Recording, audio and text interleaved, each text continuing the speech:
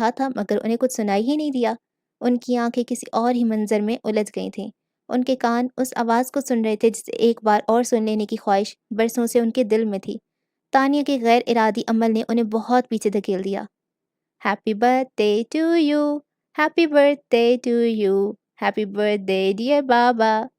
آتشدان کے سامنے rocking chair پہ نیم دراز اظہر فاروقی نے اس کی گنگناتی آواز بھی سنی تھی اور اس کا اپنے قدموں میں بیٹھنا بھی محسوس کیا تھا، لیکن پھر بھی وہ آنکھیں بند کیے اس پل کا انتظار کرتے رہے جب ان کی ساری تھکن سمیٹ لیتی، اور پھر اس نے بہت آہستہ سے ان کے گھٹنے پہ اپنا ہاتھ رکھ دیا۔ اظہر فاروقی نے دھیرے سے آنکھیں کھول کر آسمانی رنگ کے کپڑوں میں ملبوس اس آسمان کی پری کو دیکھا جس کے چہرے کے گرد بکھرے لمبے سنہری مائل گھنے بال رات اور چاند کا عکس لگ رہے تھے۔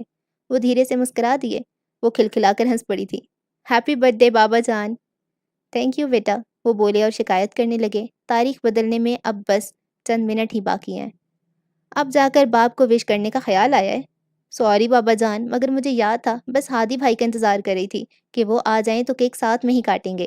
بولتی ہوئے وہ ذرا سا تپائی کی طرف کھسک گئی اور کیک پہ لگی کینڈل کو جلانے کے لیے ماچس اٹھا لی۔ اظہر فاروقی نے سوال کیا، نور الہدیٰ ابھی نہیں آیا؟ نہیں، تو پھر اسے آ جانے دو۔ ماچس جلاتے اس کے ہاتھ وہیں رک گئے۔ بابا جان، 12 تو بس بجنے ہی والے ہیں اور سالگرہ تو اپنی تاریخ پہ ہی اچھی لگتی ہے۔ مگر انتظار کر لینے میں کوئی حرج نہیں ہے۔ اپنی بات کہہ کر وہ اٹھے اور کھڑکی کے ساتھ رکھے اسٹڈی ٹیبل پر ترتیب سے رکھی کتابوں میں سے ایک کتاب اٹھا کر اس کے ورق پلٹنے لگے، اور وہ چپ سی ہو گئی۔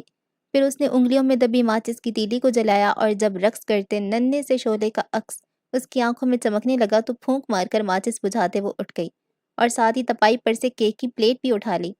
اپنے نظر انداز کیے جانے پہ اس کے چہرے سے جھلکتی تکلیف جسے وہ آج اپنے دل میں محسوس کر رہے تھے، اس دن انہوں نے دیکھی بھی نہیں تھی۔ وہ دروازے تک بھی نہ پہنچی تھی کہ ہارن کی تیز آواز سنائی دی۔ ہادی بھائی آ گئے، کہہ کر اس نے پلیٹ واپس رکھی اور باہر کی طرف دوڑ گئی۔ بھاگتے ہوئے لاؤنج سے گزر کر وہ انٹرنس ڈور کی طرف بڑھی۔ ٹھیک اسی وقت نور الہدیٰ دروازہ کھول کر اندر آنے لگے اور سامنے سے آتی لڑکی سے ٹکرا گئے، اور اس سے پہلے کہ وہ انہیں ساتھ لے کر دوسری طرف جا گرتی، خود کو سنبھالتے ہوئے نور الہدیٰ نے اسے بھی سنبھال لیا۔ ارے بھائی آرام سے، گر جاؤ گی۔ اسے خود سے الگ کرتے ہوئے وہ بولے، بائی دا وے اگر تمہارا ارادہ اولمپکس میں حصہ لینے کا ہے تب بھی دوڑ کر گریس جانے کا کیا ضرورت؟ اسے خجل سا چھوڑ کر وہ لاؤنج کی سیڑھیوں کی طرف بڑھ گئے تو وہ پیچھے سے بولی، ہادی بھائی کہاں جا رہے ہیں؟ اپنے کمرے میں، وہ پلٹ کر بولے۔ جی نہیں، پاس آ کر ان کا بازو تھامتے بولی، آپ میرے ساتھ چل رہے ہیں؟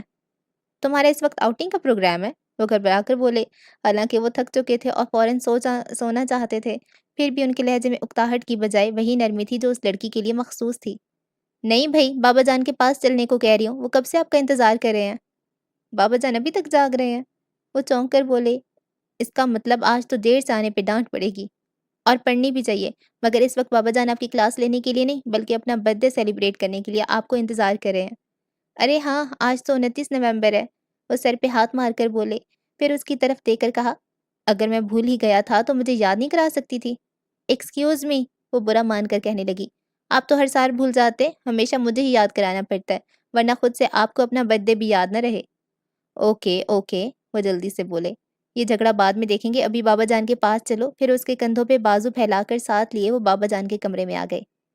آئیے برخوردار، کب سے آپ کا انتظار ہے، بابا جان انہیں دیکھتے ہی بولے۔ Happy birthday. Noor ul-Huda بازو پہ ڈالا کوٹ بیڈ پہ اچھال کر ان سے بغل گیر ہو گئے۔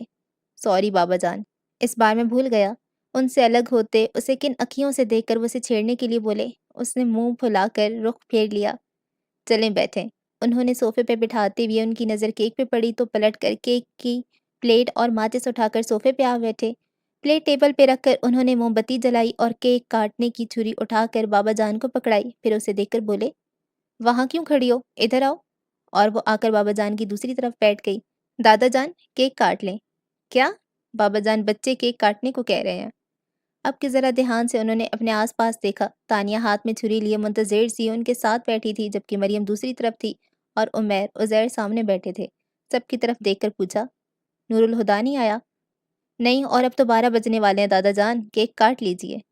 ہاں، اور سالگرہ تو اپنی تاریخ پہ ہی اچھی لگتی ہے۔ تانیہ کی بات پہ برسوں پہلے کسی کا کہا جملہ شکستہ انداز میں ان کے لب سے ادا ہوا تھا، یاد ماضی عذاب ہے یارب، چھین لے مجھ سے حافظہ میرا۔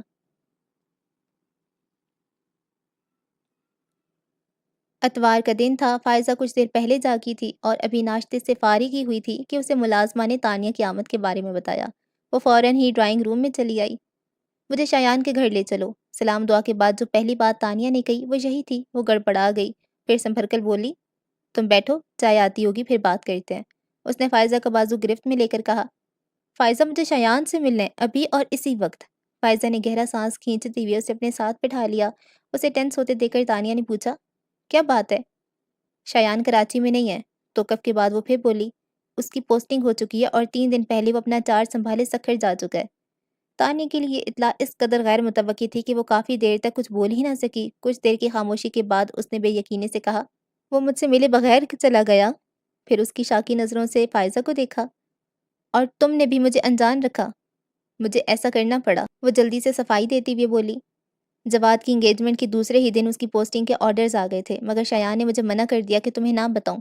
پھر جب میں نے اسے کہا کہ تم مجھ سے بات کرنا چاہتی ہو تو اس نے کہا کہ وہ تم سے بات نہیں کر سکتا، پتہ نہیں کیوں، مگر مجھے وہ کافی اپسیٹ لگ رہا تھا۔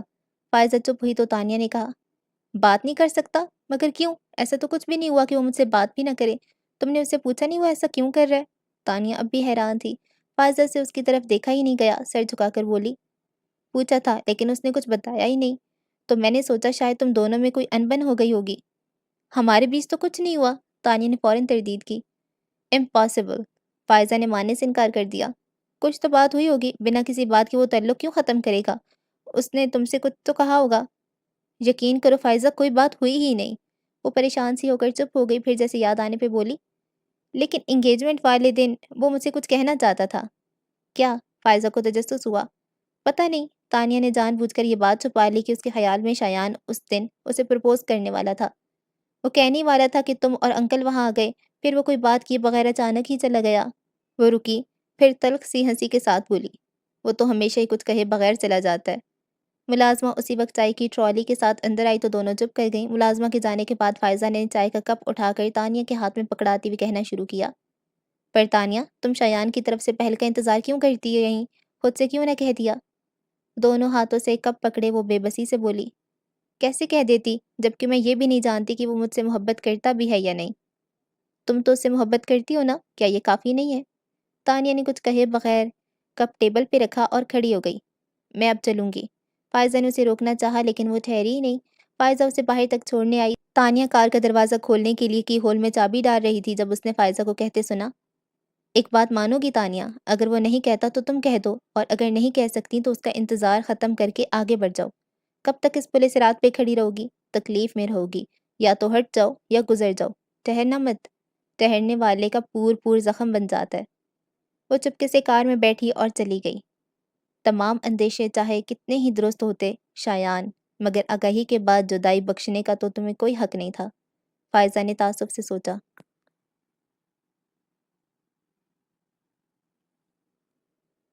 ایک ہاتھ میں فائلز اور دوسرے میں دوپٹہ پکڑے اس نے آمد کافی افراتفری میں ہوئی تھی۔ نور الہدیٰ نے اخبار نیچے کر کے اسے دیکھا۔ میں سوچ رہا ہوں دیر سے آفس آنے والوں کی تنخواہ کاٹنا شروع کر دوں۔ مریم ان کی طرف دیکھ کر ہنسی، ایسا مت کرنا نور الہدیٰ، ورنہ تنخواہ کے نام پہ تانیہ کے ہاتھ کچھ بھی نہیں آئے گا۔ Very funny. فائلز اور دوپٹہ ساتھ والی چیئر پہ رکھ کر ہاتھ میں پکڑا کلپ لاپرواہی سے سلکی براؤن بالوں میں اٹکاتے ہوئے وہ برا مان کر بولی، ویسے پاپا ایک بات میں آپ کو بتا دوں، جس دن آپ نے میری تنخواہ کاٹی اگلے دن میں ریزائن کر دوں گی۔ دھمکی دے رہی ہو؟ وہ آنکھیں نکال کر بولے، آپ بھی تو دے رہے ہیں، آرام سے کہہ کر اس نے سلائس اٹھا لیا۔ اچھا آرام سے کھاؤ، اسے جلدی جلدی سلائس منہ میں ٹھونستے دیکھ کر مریم نے ٹوکا۔ نور الہدیٰ نے اخبار لپیٹ کر سائیڈ میں رکھ دیا۔ انہیں اخبار رکھتے دیکھ کر مریم نے چائے کا کپ سامنے رکھتے ہوئے گلاس میں جوس نکال کر انہیں تھمایا۔ ناشتے کے بعد اخبار پڑھنا ان کا معمول تھا، پھر اخبار سے فارغ ہو کر جوس پیتے اور آفس کے لیے نکل جاتے۔ جتنی دیر میں انہوں نے جوس پیا تانیہ ناشتہ نپٹا چکی تھی۔ اس نے نیپکن سے ہاتھ صاف کر کے دوپٹہ گلے میں ڈالا۔ پاپا چلیں؟ تم بعد میں چلی جانا، ان سے پہلے مریم بول پڑیں، پھر اس پر سے نگاہ ہٹا کر انہوں نے نور الہدیٰ کو دیکھا۔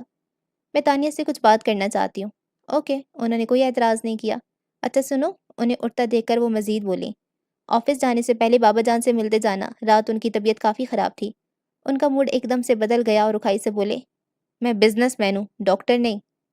وہ چلے گئے تو تانیہ مریم کی طرف مڑی، سمجھ نہیں آتا ماما، آخر پاپا دادا جان کے ساتھ اتنا روڈ بیہیو کیوں کرتے ہیں؟ کیا آپ جانتی ہیں ان دونوں کے درمیان کیا ٹینشن ہے؟ میں کیسے جان سکتی ہوں؟ انہوں نے فوراً لا علمی کا اظہار کیا۔ میں نے ان دونوں کو ہمیشہ ایسا ہی دیکھا ہے۔ اب تو خیر عادت ہو چکی ہے، لیکن